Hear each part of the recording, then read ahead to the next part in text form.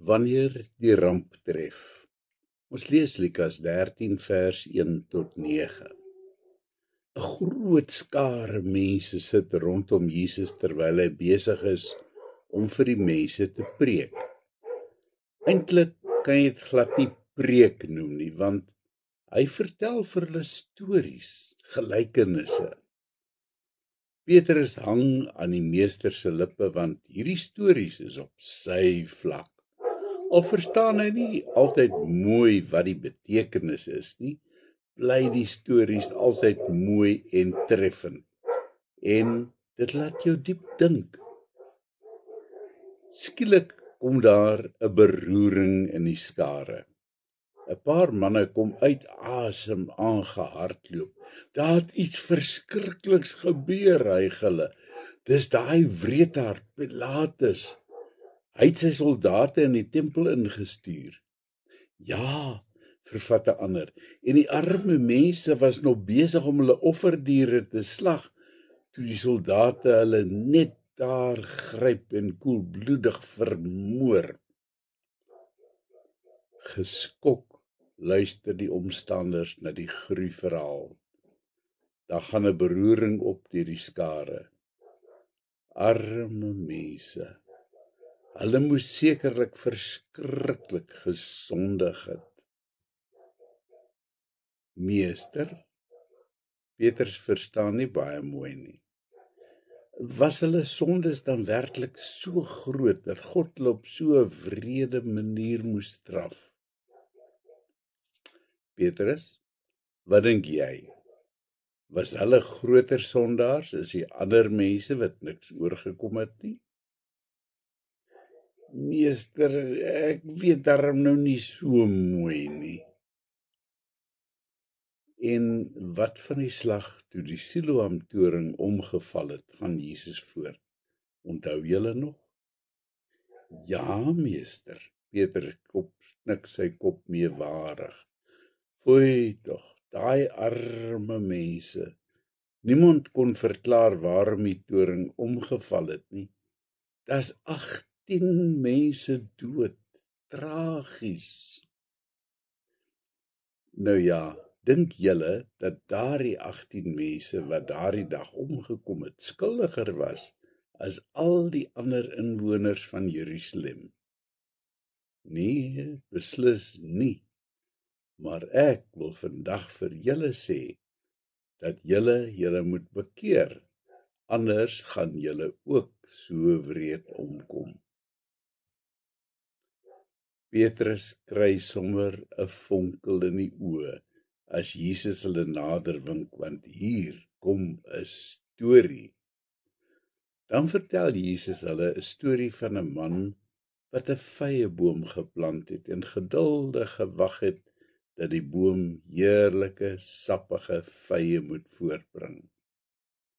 3 jaar gaan verby, maar steeds dra die boom geen vye nie. En nou raak die man ongeduldig. Kap hom uit, beveel hy die tuinier. Maar die tuinier pleit egter dat die boom nog 'n kans gegee moet word. Hy beloof dat hy die boom sal versorg en die grond rondom die boom sal omspit, en as dit die volgende jaar steeds nie dra nie, kan hy maar uitgekap word. Ons onthou almal daardie verskriklike ongeluk van 11 September, waar duisende mense binne 'n kwessie van minute dood is, toe die vliegtuie die tweelingtorings getref het, en hoe dit die wêreld geskud het. Ons onthou ook die vrae wat daarna gevra is, al die waaroms. Waarom het God dit toegelaat? Is dit oor die mense se sondes? Wou die Here Amerika straf? Waar was die Here? Waarom het hy dit nie gekeer nie? Vra. Mense kwel hulle oor allerlei teologiese sake, maar die heel belangrikste is dat hulle tot bekering kom. Is jy gereed om jou Skepper te ontmoet wanneer so 'n ramp jou sou tref? As die Siloam-toring op jou sou intuimel, is jy seker van jou verlossing? As Pilatus se soldate jou sou vermoor, weet jy waarheen jy gaan? As jy nie gereed is nie, sal jou lot baie erger wees as die van die mense wat so wreed omgekom het. Dis hierdie waarheid wat Jesus wil tuisbring wanneer die skokgolf die mense tref. En met die gelykenis wil Jesus sê dat God genadig is en dat hy iemand steeds kans sal gee om tot bekering te kom. Daar's egter 'n perk aan sy genade, aan die wagtyd. Iemand wat aanhou om God se genade en sy smeekstem te verwerp, gaan die een of ander tyd sy grasietyd oorskry. Miskien praat die Here al geruime tyd met jou. Jy het sy smeekstem al talle kere gehoor en elke keer sê jy maar weer, ek is nog nie gereed nie. Dalk sê jy, ek wil eers 'n beter lewe lei voordat ek vir Jesus kies. Of, ek weet nie hoe om by Jesus uit te kom nie. Wees gewaarsku dat jou grasietyd dalk besig is om stadig uit te loop. In die uurglas van God se genade is daar dalk nog net enkele sandkorreltjies oor. 11 September het totaal onverwags gebeur. Vir diegene in daardie 2 reuse geboue was daar nie meer tyd om eers tot bekering te kom nie. Binne minute was alles verby. Vir ewig. Luister na die pleitstem van God en neem vandag daardie stap om Jesus in jou lewe toe te laat. Daar was baie vrae oor 11 September. Waar was God? Het om die wêreld heen geëcho.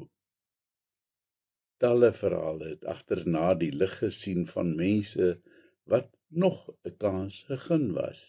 Hartroerende verhale van mense wat op 'n kritieke tyd 'n vlug gemis het, of van iemand wat nie betyds was nie omdat sy nuwe skoene hom gedruk het, of van iemand wat 'n papwiel gekry het en nie betyds by die werk kon kom nie.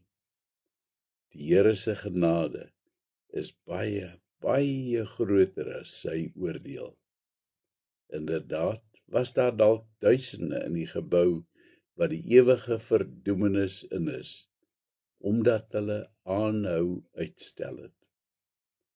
Die gelowiges wat in die tweelingtorings was, sit vandag egter aan Jesus se voete in 'n wêreld sonder enige smart en pyn.